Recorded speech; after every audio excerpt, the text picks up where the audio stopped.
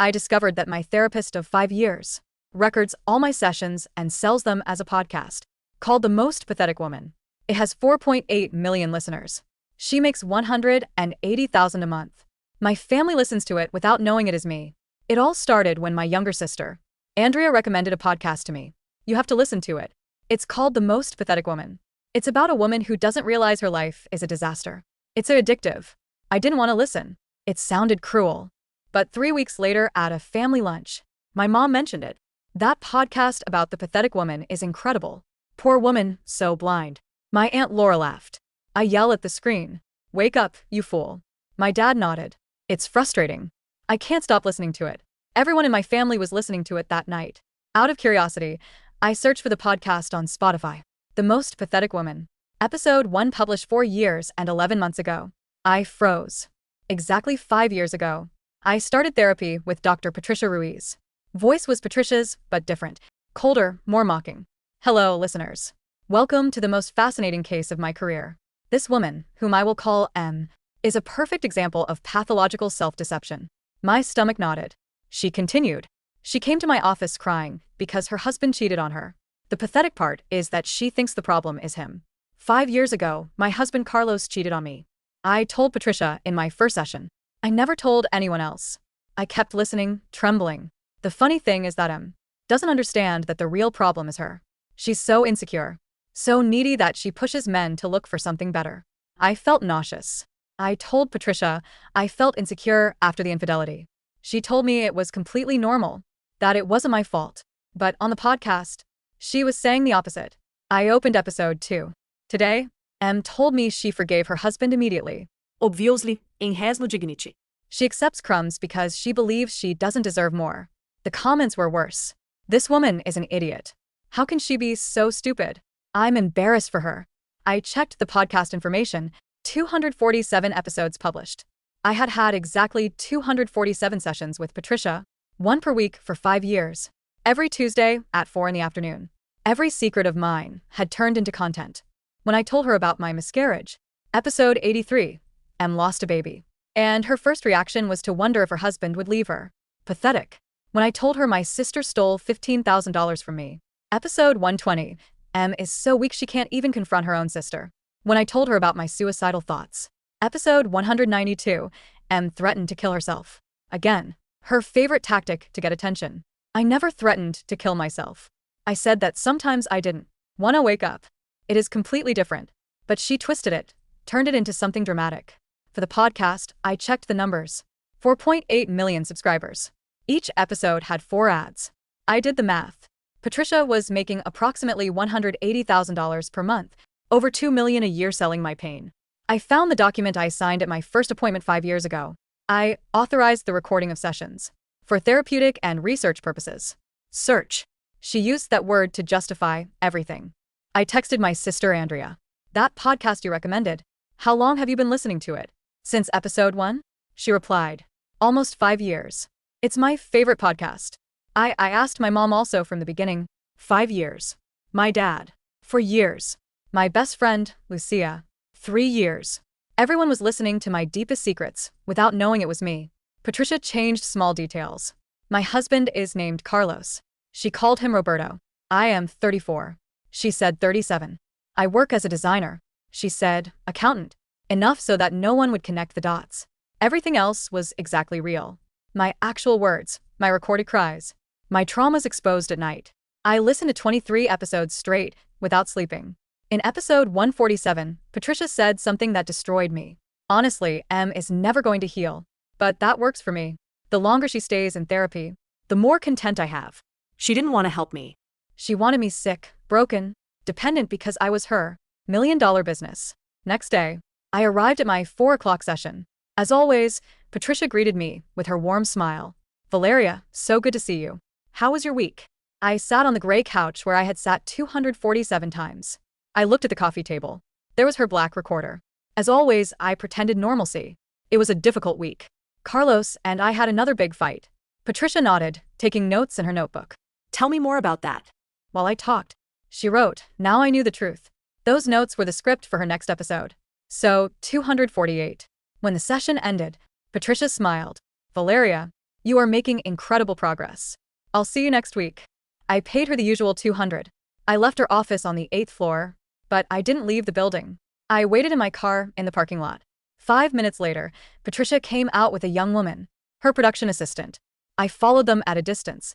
Today's episode is going to be gold, Patricia said. Em finally admitted she feels completely invisible in her marriage. The listeners are going to go crazy over this. The assistant laughed. We're almost at 5 million subscribers. We should make official merchandise mugs that say I am pathetic.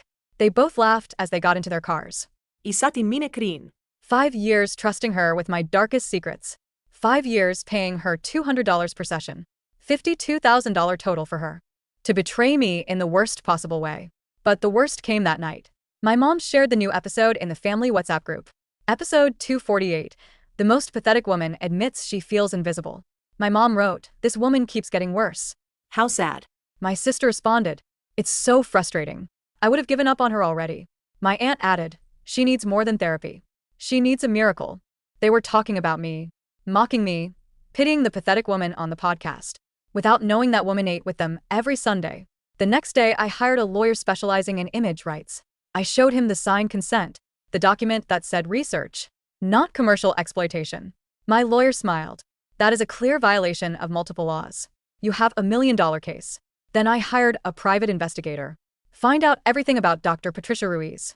3 days later, I received a 47-page report. Patricia Ruiz was not her real name. Her real name was Patricia Sandoval. She lost her psychology license in Texas 7 years ago for violating patient confidentiality.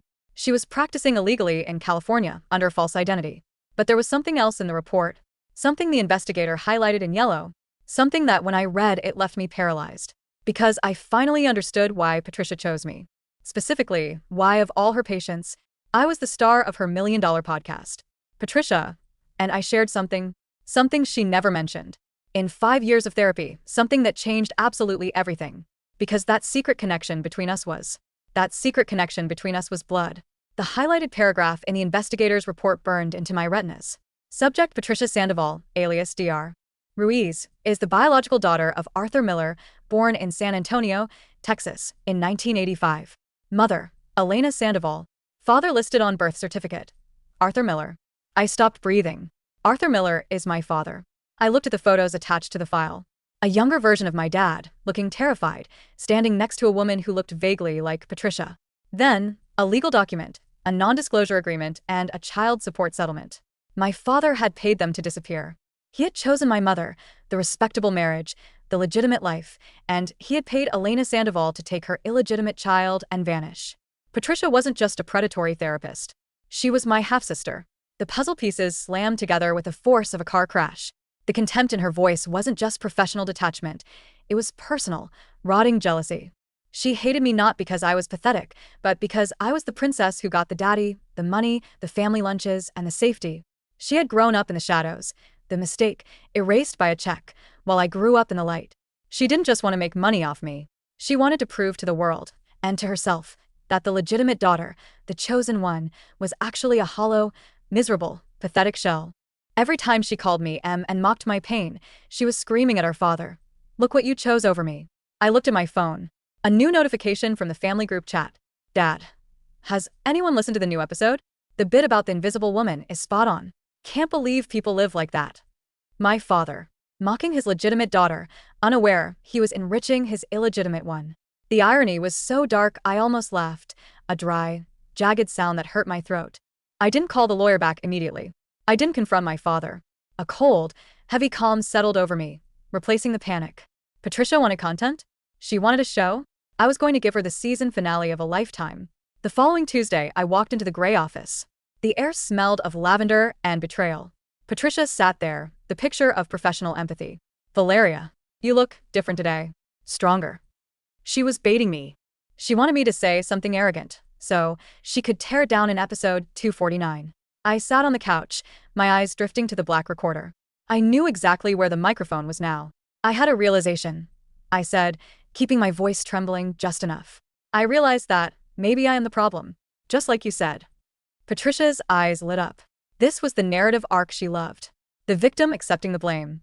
She leaned forward, pen poised. "Go on." I've been thinking about Carlos. I lied. And I realized that he cheats because I'm boring.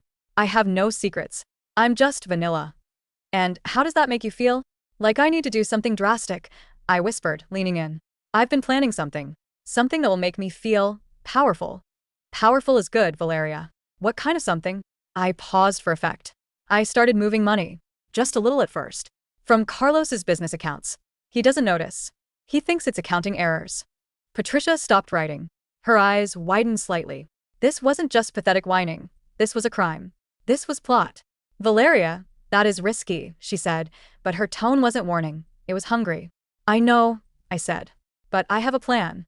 If he leaves me, I'm going to frame him. I planted evidence in his car. A gun. Unregistered. It was a complete fabrication. But I saw the greed in her eyes. She was already writing the script title, M becomes a criminal. Or the pathetic woman snaps. Why would you do that? She asked, her voice dropping to that confidential whisper she used for the podcast intros. Because if I can't have him, no one can, I said, channeling the villain she wanted me to be. And I bought a ticket. A one-way ticket to Chile for next month. I'm going to disappear. I left the session 10 minutes early, claiming nausea. As I walked out, I didn't wait in the parking lot. I went straight to the nearest electronics store and bought a burner phone.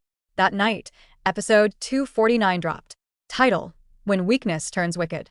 I listened to it in the dark. Listeners, you won't believe this. M has finally cracked. But instead of growing a backbone, she's grown claws. She's embezzling money. She's planting weapons. She thinks she's a mastermind, but she's just a desperate child playing with fire. She thinks she can frame Roberto. It's adorable, really, how clumsy she is.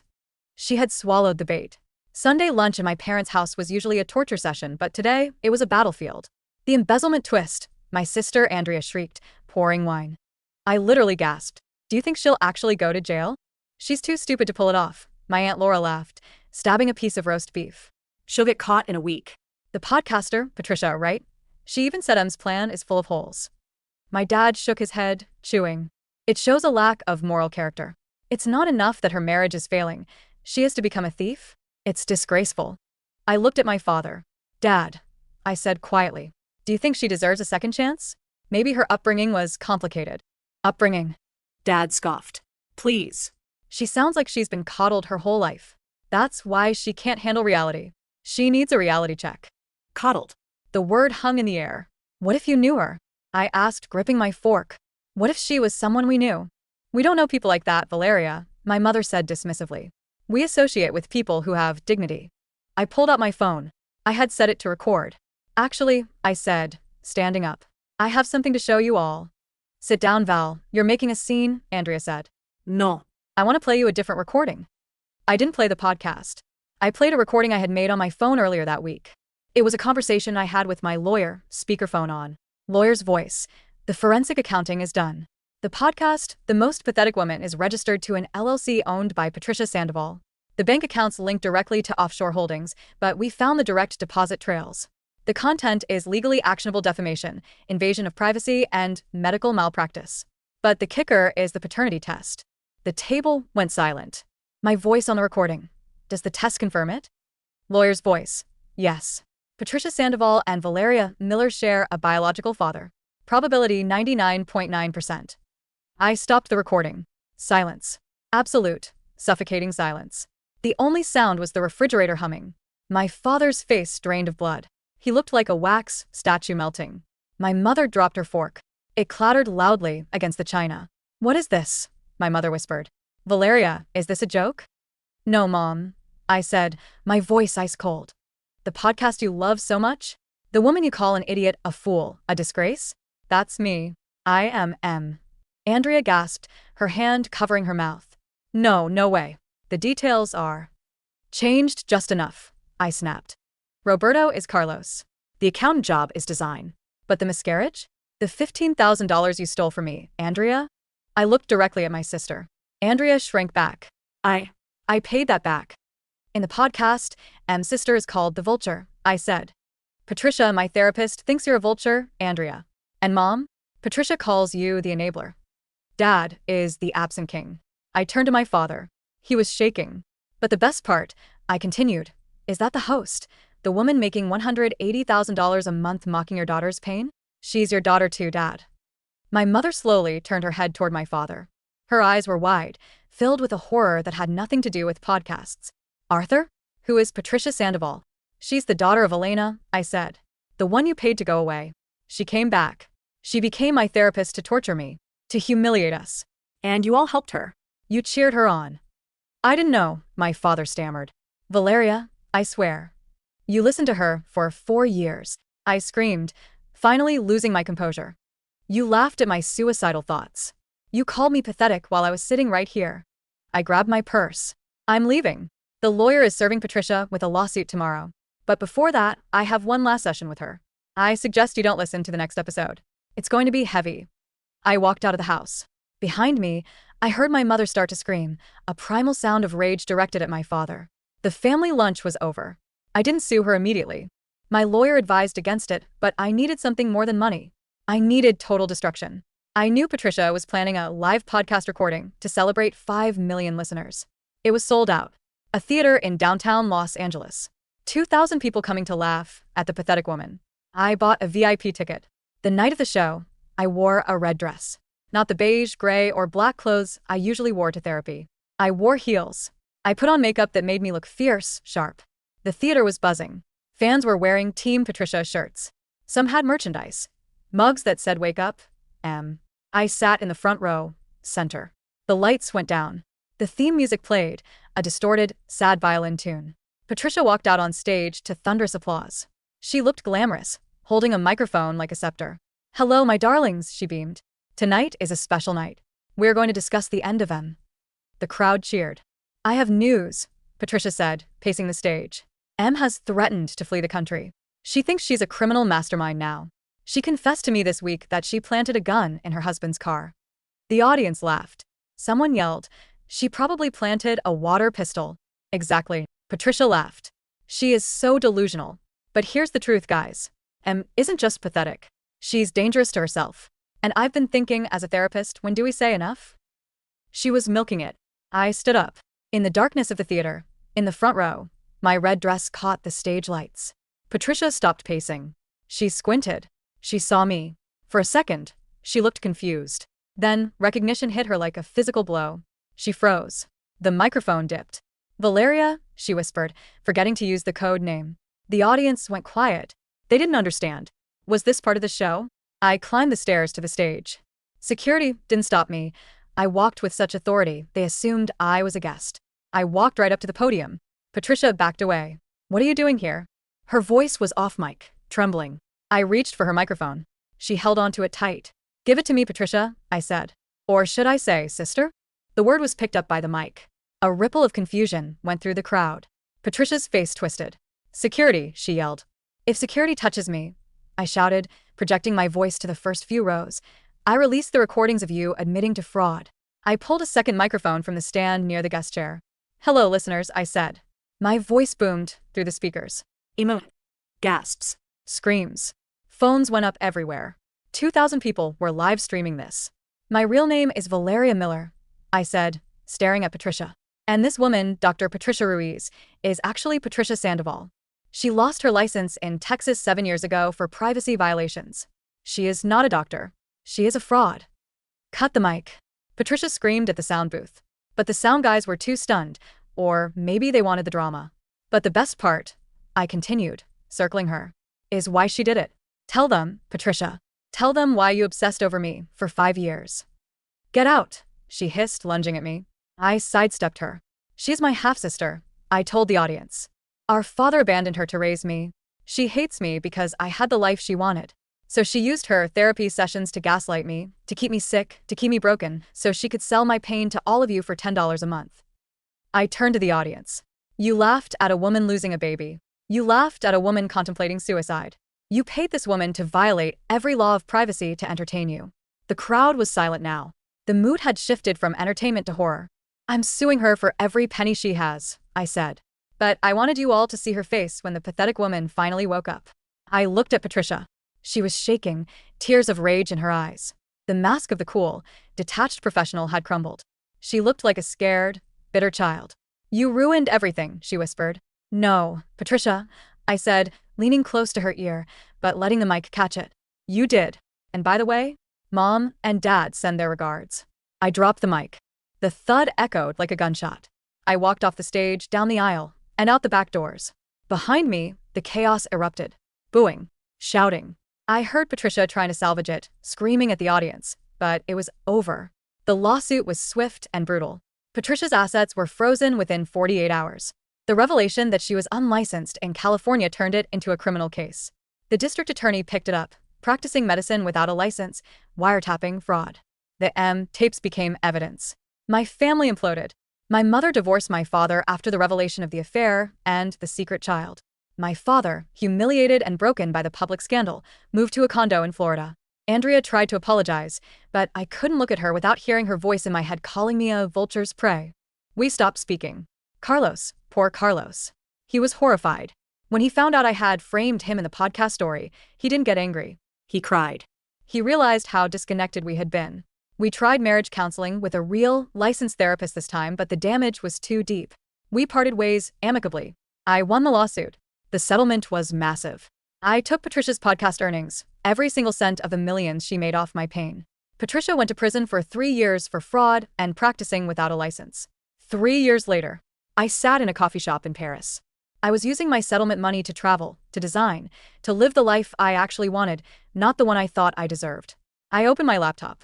I had started a blog. It wasn't about being pathetic. It was about survival. I checked the news. A small article caught my eye. Disgraced podcaster Patricia Sandoval released from prison. Attempts to launch new show blocked by legal injunctions.